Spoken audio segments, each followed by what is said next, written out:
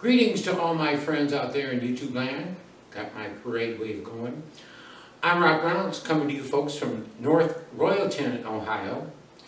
It's the 25th of July, 2024. In this video, I'm going to describe a personal event that happened to me that I believe was an real-time Mandela Effect. I've got my poor man's teleprompter with me, and I have 26 slides to go through. So, let's get started. Slide 1 of 26, Introduction. This video is the second of 2 videos discussing crucifixion of Jesus. Link to the first video is in the text box. The title of this video is Personal Experience with Mandela Effect. In my first video, I ended with a question, what led me to believe that the past could change prior to hearing about the Mandela Effect? In this video, I will give personal testimony to an event that occurred in Parma, Ohio on 12 September 2006, almost 18 years ago, in which I was tasered twice and stun-gunned 5 times from the Parma cops. I do not remember being stun-gunned, but I remember immediately losing consciousness 5 times. After the ordeal, I had 5 1-inch diameter scabs on my body, 2 on my right shoulder, 1 on my left shoulder, 1 on my left front shin, and 1 on my upper right forehead. I attribute the 5 1-inch diameter scabs to stun guns. It is this event that led me to write The Past Can Change. It is my belief that this event is what could be called a Mandela Effect. Page 2 of 26. On 12 September 2006, it was still about 12 years before I heard the phrase Mandela Effect. This video will proceed in the following order. First, I will describe the outcome of my indictment for this ordeal so that the listening audience can maintain the context within which the event occurred. Second, I will describe the events that led up to 12 September 2006, why my second wife called the cops 3 days after she had moved out of the house to stay with her mother 1 mile away. Third, I will describe my still crystal clear memories of the inexplicable events that occurred during my arrest. Fourth and last, I will provide my analysis of my arrest and why I consider these inexplicable events to have been a Mandela Effect. Slide 3 of 26. My indictment, page 1 of 3. Before I describe the event, I will describe the official results of the event for the listening audience to be aware of the context within which this event occurred. As a result of my arrest on 12 September 2006, I was indicted for double felony 1, felonious assault on peace officer in the Cuyahoga County Common Pleas Court. I fired my public pretenders and represented myself called pro se. 20 months after my arrest, on 29 April 2008, I agreed to a plea deal. Misdemeanor, I call simple, assault, M1, not on a peace officer. Assault, which I call simple assault, is not aggravated or felonious assault, which involves severe harm. Simple assault is harm, but not severe harm.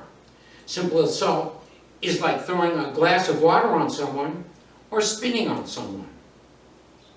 The sentencing docket entry looked like this. M1 assault, open paren, peace officer, closed paren. Peace officer is in parentheses. The parentheses around peace officer mean not. If I would have pleaded guilty to assault on peace officer, there would have been no parentheses. Slide 4 of 26.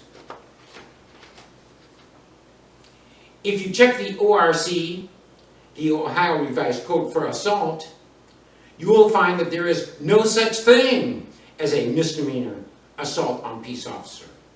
The lowest assault on peace officer is an F4, felony 4.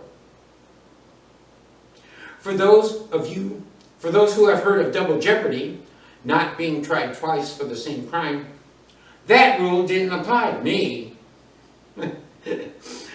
I was also tried and convicted in the Parma Municipal Court for M4 disorderly conduct for the same incident.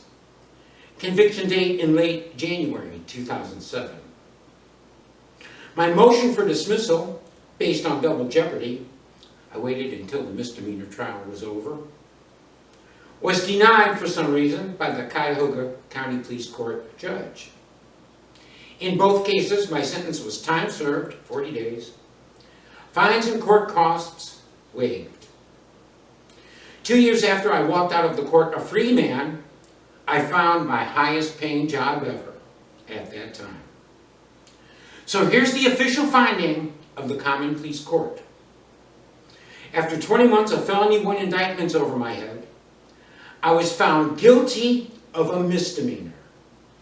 I harmed, but did not seriously harm, 2 ordinary thugs who were dressed as peace officers, but were not acting as peace officers, according to the conviction, who were tasering me twice in my living room, a living room into which I did not invite the ordinary thugs.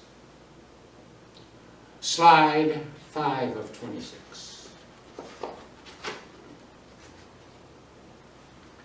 During my indictment, the 2 highest Cuyahoga County authorities responsible for my arrest and indictment were the county commissioner and the county sheriff.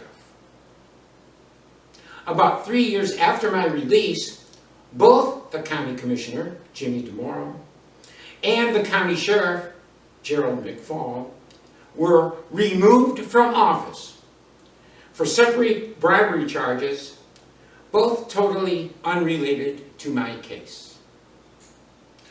During the discovery portion of my indictment, Cuyahoga County prosecutors refused to give me my own police reports, citing ongoing case, despite the fact that I was representing myself, pro se.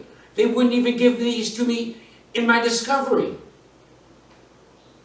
I finally received a copy of 4 police reports, which conflicted with each other, on the day that I agreed to the plea deal, 29 April 2008. I will never check my online docket again. Last I checked about 10 years ago, my docket had been heavily redacted. Cuyahoga County Common Police Court does not want the public to see the title of the motions or notices that I wrote. I like to think I was the most uppity defendant the court had ever faced. I entered my self-representation with a profound realization that once you're on the rock bottom, you can't go any lower. Slide 6 of 26. Now the prologue, leading up to the event. At the time of the event, my second wife, soon to be ex-second wife, and I were as poor as could be. $37 in our checking account. My unemployment had run out. I had excellent credentials, excellent work history, and excellent results, but could not find a job as a network engineer. For a house payment, I begged my mom for $800. I hated being on welfare, we got food stamps, and unemployment.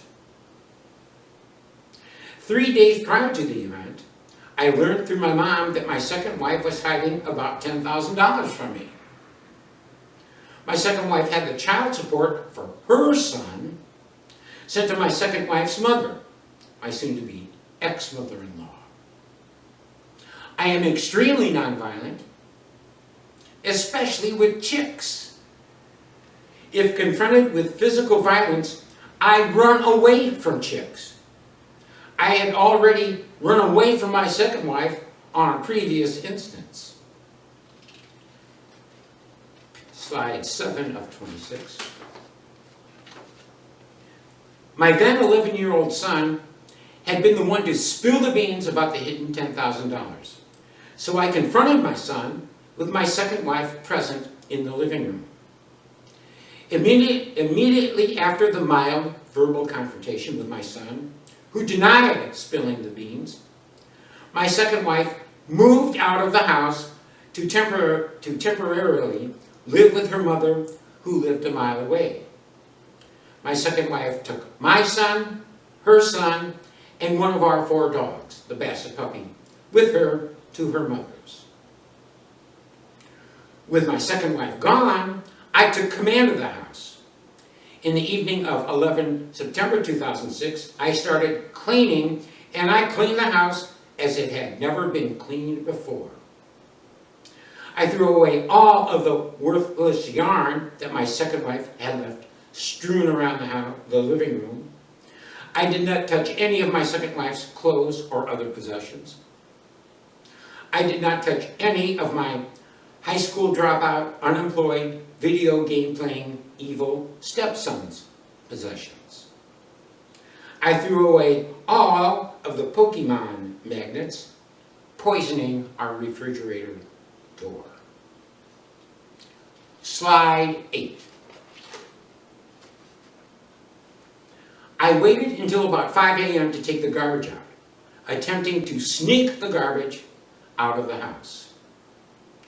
Nevertheless, a very brief girlfriend of my evil stepson, who lived across the street, informed my evil stepson of the extreme amount of garbage on the tree lawn.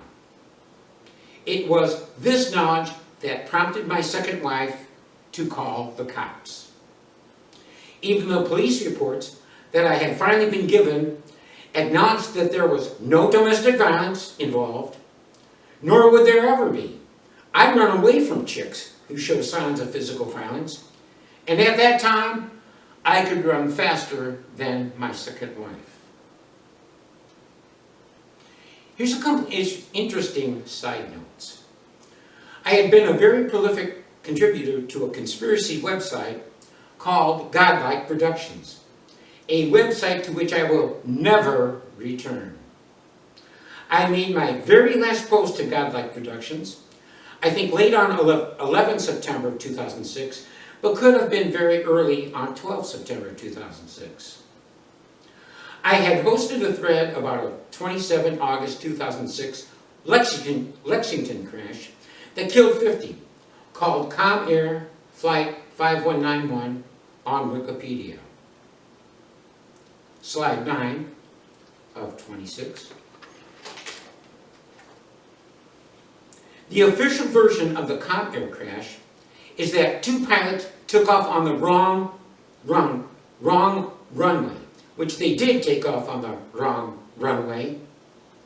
The official version cited pilot error as the cause.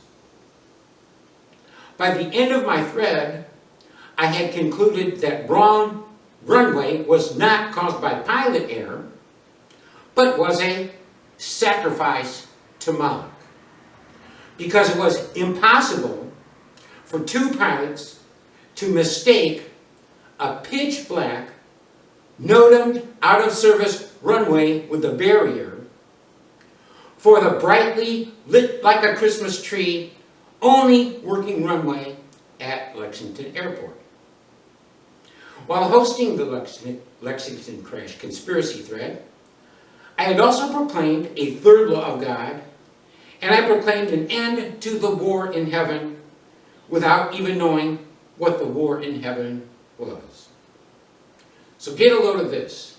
On my very last post, either late 11th September or early 12th September, I wrote a very funny comment that I was being zapped by angels who hadn't gotten the word that the war in heaven was over. I wrote this very funny comment about 8 hours prior to the event, which I'm about to describe, which is why I will never return to godlike productions. Slide 10 of 26. After cleaning the house about 4 a.m., I smoked some of the very small amount of weed that I had. I love smoking weed. I am doing great without smoking weed, but I'd rather smoke weed than not smoke weed. Currently, I haven't smoked weed in over 4 years, and I will not smoke weed again for another 2 years when my current probation is over. But around 4 a.m. on 12 September 2006, I did not hear a voice, but a very clear message was delivered to me telepathically. Get outside, they're coming to get you. Due to this message, I took the remaining 3 dogs, second wife had the basset puppy, for an extended walk, about 7:15 a.m., with the garbage cluttering the tree lawn. When I returned home at 8 a.m., there were probably 4 cop cars and my second wife waiting for me. And now, the feature event of this presentation, the event. Page 11 of 26.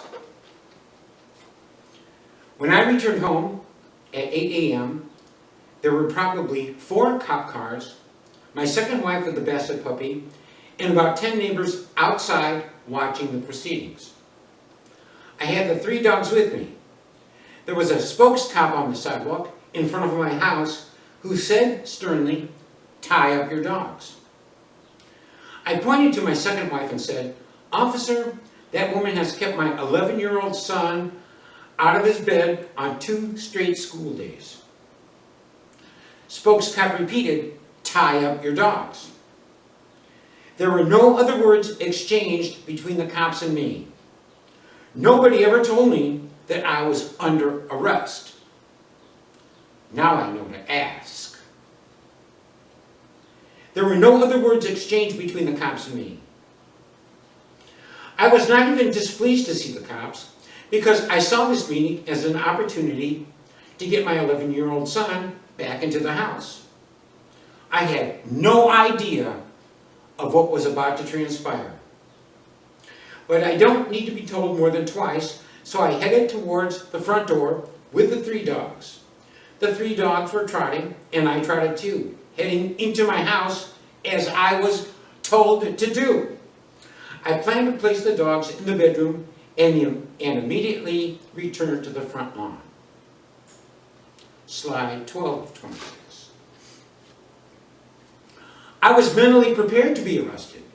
I know to not resist. I thought that the worst case was that I would be arrested, but then would go to the police station and I would explain why I hadn't done anything wrong, anything illegal. And then all hell broke loose. I got to about 10 feet away from my front door, an image still clear in my brain. And then I suddenly and totally lost consciousness. I attribute the loss of consciousness to a stun gun due to the mysterious 1-inch diameter scabs mentioned earlier that wound up on my body. This was the first of 5 periods involving sudden loss of consciousness. Here is a very rough diagram, not to scale, of the first floor of the house that I will show for 5 seconds. Subsequent slides will only show the living room, in which all of the mayhem occurred. Slide 13. So there's the house, the 3 steps to the front door. There's the living room. The next slides are only going to show the living room, because that's where all the mayhem took place.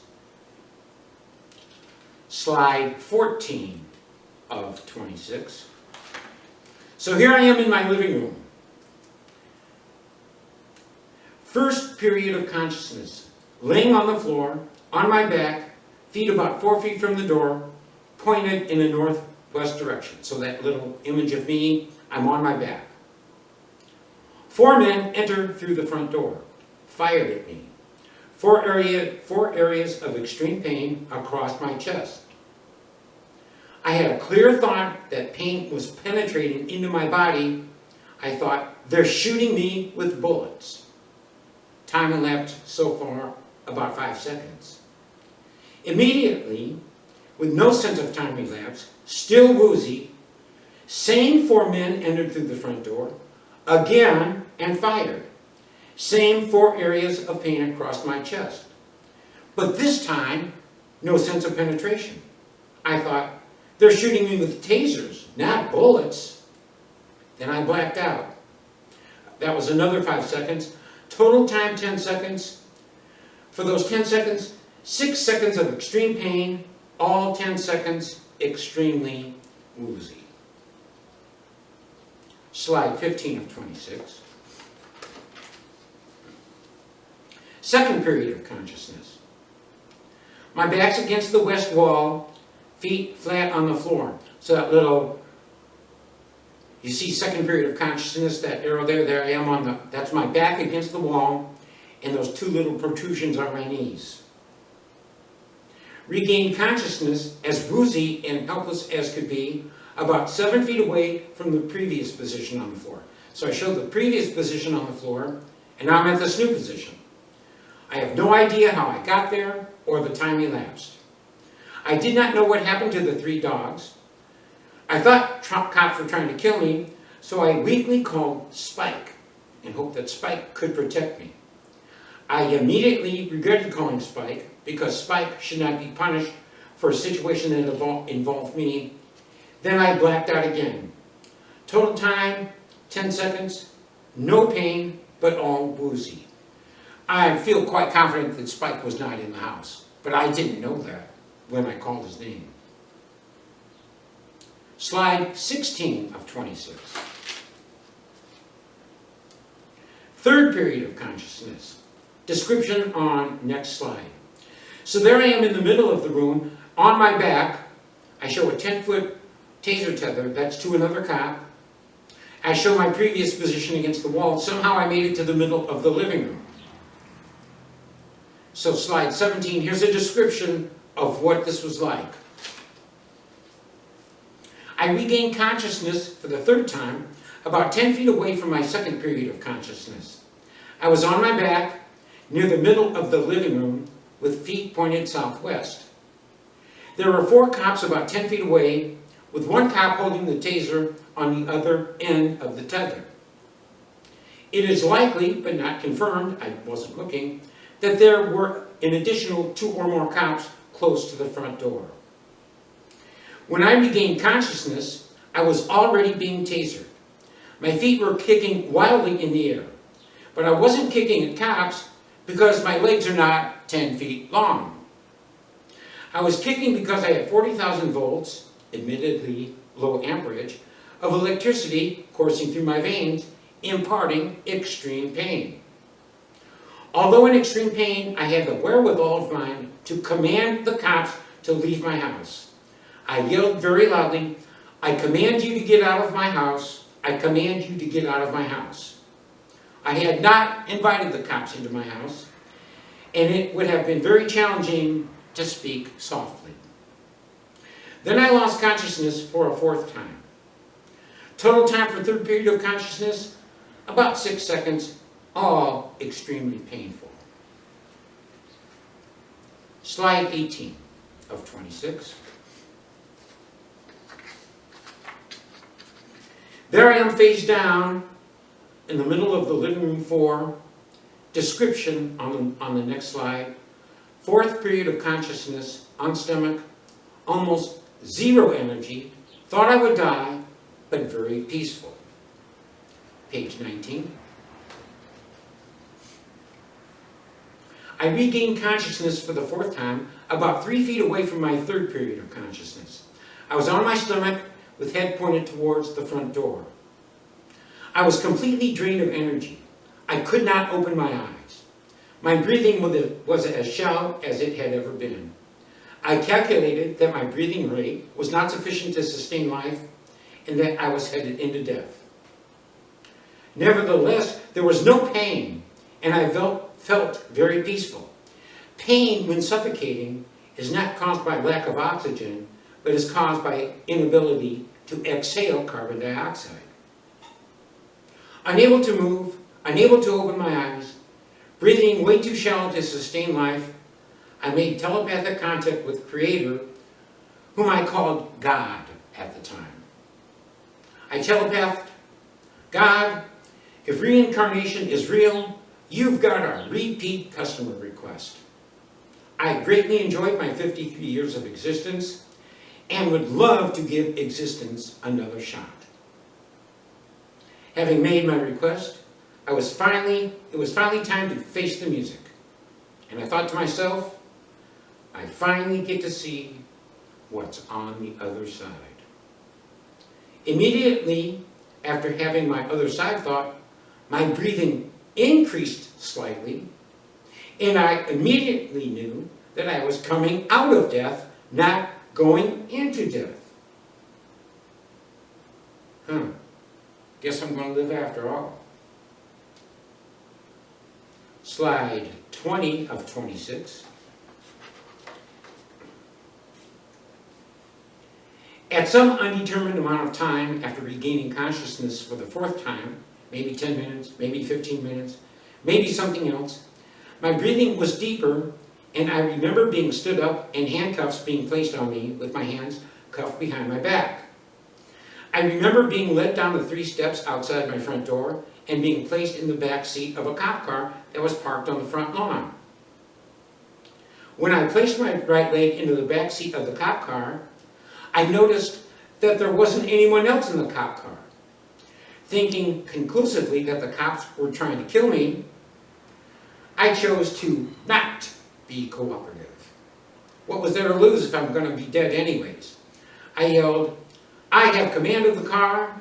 I have command of the car. Wouldn't you know, I lost consciousness a 5th time. In my 5th return to consciousness, I was strapped down in the back of an ambulance. But get a load of this. In my later trial, during the discovery process, I was given pictures from the cops from my arrest. One of the pictures showed me being carried unconscious out of the house on a stretcher down the 3 steps, despite my clear memory of walking down the 3 stairs with my hands cuffed behind my back. What up with that?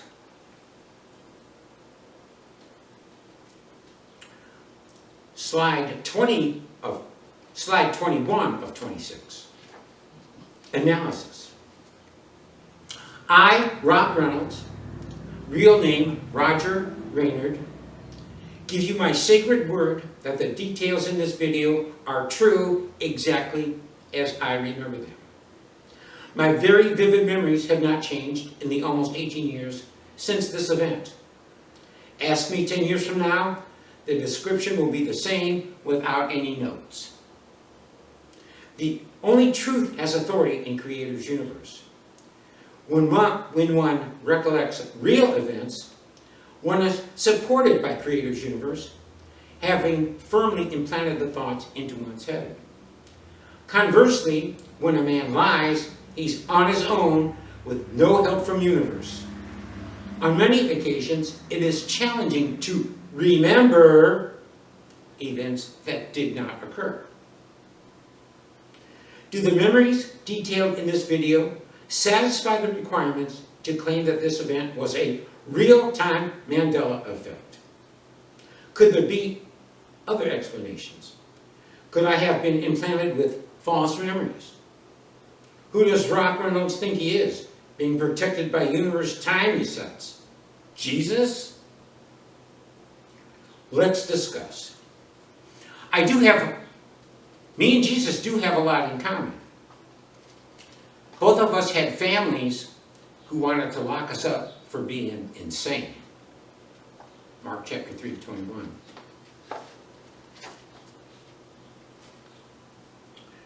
Slide 22 of 26. First, I claim that I am not intelligent enough or imaginative enough to think of a story this wild. Few would argue that point. Second, my official unredacted docket is horrifying to the Cuyahoga County Common Pleas Court. If anyone would ever try to retrieve an unredacted docket, I strongly suspect that you would be unsuccessful, possibly due to missing files. I ain't gonna try, but I guarantee that my unredacted docket would make any lawyer's hair stand on end. Should have seen the motions that I wrote. Could there be other explanations other than Mandela Effect that satisfy my recollections? Next, I will describe my beliefs about what happened on 12 September 2006. Reader, beware, I do not describe my beliefs as theories. My personal policy is to take a stand on my beliefs and constantly search for evidence that negates my beliefs. Slide 23 of 26. The forces of evil who wish to negate my testimony ain't gonna call their claims theories. Over 50 years ago, in 12th grade English class, the teacher said to never write "in my opinion," because it is the reader's duty to know what you write is your opinion. In 12th grade, the teacher's direction bothered me. But now, over 50 years later, I get it. Watch the news or listen to a politician. They state the most outrageous arguments without saying that their gaslighting is just their opinion. After hours and hours of pondering, here's my belief about what happened. I hate to sound like Crooked Hillary, what happened on 12 September 2006. It is my belief that the only plausible explanation for my very vivid memories is that I had been taken over by my guardian angel, a jinn, at least 6 times on 12 September 2006. I cannot think of any explanation other than PFM, pure magic, for my transportation from one part of the living room to another while being as weak, as helpless, and as woozy as I could be. Slide 24. In my next and last video in this series, I will discuss my best understanding of who are the jinn and under what guidelines are jinn authorized to act. Link will be in the text box as soon as I get it done. And the third video will be available very soon after this current video is published. For now, here are my beliefs. There are 2 separate components of a karma transaction in which a first man attempts to impart harm to a second man. Those 2 components are power and authority. You need both. A first man will almost always have the power to impart harm to a second man. However, there is a limit to the amount of harm that Creator's universe will allow to be imparted. For a first man to terminate the existence of a second man, the first man must also possess universal authority to terminate the existence of a second man.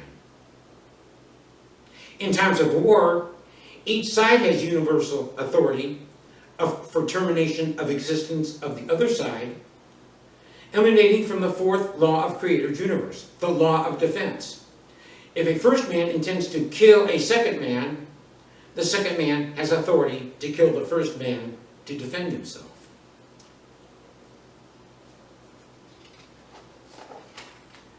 Slide 25 of 26. In organized crime cabals or in intelligence operations, it is often easy to gain authority for termination of another man's existence because everyone in the organization presents a real threat to everyone else in the organization. In most circumstances, possession of knowledge does not impart authority for termination of existence. An exception to this default circumstance is when a man swears a blood oath to keep knowledge secret to gain access to special favors. In this exception, there may be authority for termination of existence due to the blood oath. But in most circumstances, knowledge is not authority for termination of existence. If a first man possesses knowledge that threatens the existence of a second man, it is not the knowledge that is the problem, it is the second man's behavior that is the problem. Additionally, a threat to one's extravagant lifestyle does not equal a threat to one's existence. On September 2006, my knowledge was not a threat to anyone's existence. The threat to their existence was their behavior in perpetrating a sacrifice to Moloch mentioned earlier in this video. Comair Flight 5191. Slide 26 of 26. If they don't wish to have their existences terminated, then stop exercising sacrifices to Moloch. By the way, there is a Jesuit retreat center on State Road, about a quarter-mile north of Snow Road, and also about a quarter-mile from my former home in Parma. Just saying, no big deal. Contrary to the claims of Islam, jinn have no free will. Granting wishes is not free will. Jinn are the true magicians of Creator's universe. Third video coming soon. Jinn were required to step into my existence to prevent the termination of my existence. My attackers had the power to impart harm, but when the amount of harm exceeded the authority of the attackers, my guardian angel, a jinn, took possession of my body. Jinn are the entities designed by Creator, who are our communications controllers and who impart harm to their host. But a man's guardian angel does not have authority to impart harm to other men. That's the other men's jinn that have authority to do that. No sweat, as the true magicians of Creator's universe, jinn have the capacity to arrange for the attackers to harm themselves with their own attacks.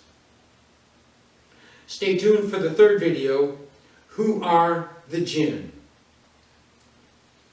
That's the end of the slide presentation. I will mention one other tidbit. When a man is taken over by a jinn, universe rules are that he is not allowed to know what happened. He's totally in the dark, has no clue what happened when he was taken over by the jinn. And there's a reason for that.